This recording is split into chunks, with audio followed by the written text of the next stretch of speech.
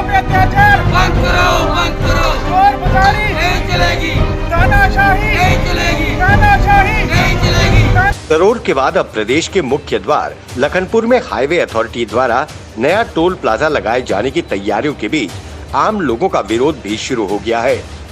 Toll plaza शुरू करने की तैयारियों के बीच हाईवे अथॉरिटी के फैसले के खिलाफ विभिन्न संगठनों ने लखनपुर में एकत्रित होकर विरोध प्रदर्शन किया।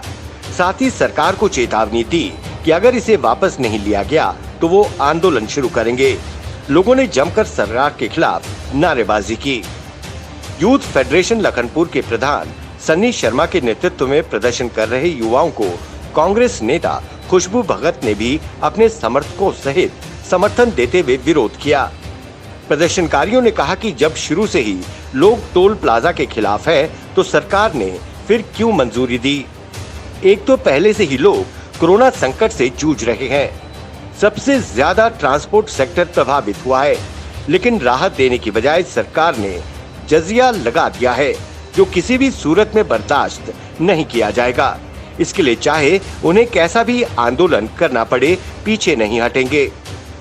प्रदर्शन में शामिल कांग्रेस की नेता खुशबू भगत ने यूथ फेडरेशन के युवाओं की मांग का समर्थन करते हुए कहा कि इस टोल प्लाजा से प्रदेश में और महंगाई बढ़ेगी। लॉकडाउन के कारण लाखों की संख्या में लोग बेरोजगार हो चुके हैं, लेकिन सरकार राहत देने की बजाय टोल टैक्स के नाम पर जनता से पैसा वसूलने में व्यस्त है। यूटी में टोल वसूलने का कोई प्रावधान नहीं है। इसका सबसे ज्यादा प्रभाव पर्यटन पर पड़ेगा। तो ऐसे समय जब लॉकडाउन चल रहा है देश में, हम कोरोना महामारी से जूझ रहे हैं, दूसरी तरफ जिस तरह से सरकार आर्थिक शोषण कर रही है लोगों का और टोल पे टोल लगा रही है, जिसका विरोध हम पहले दिन से कर रहे हैं, मगर ये सरकार जो है मानने को तैयार नहीं है, समझने को तैयार नहीं है।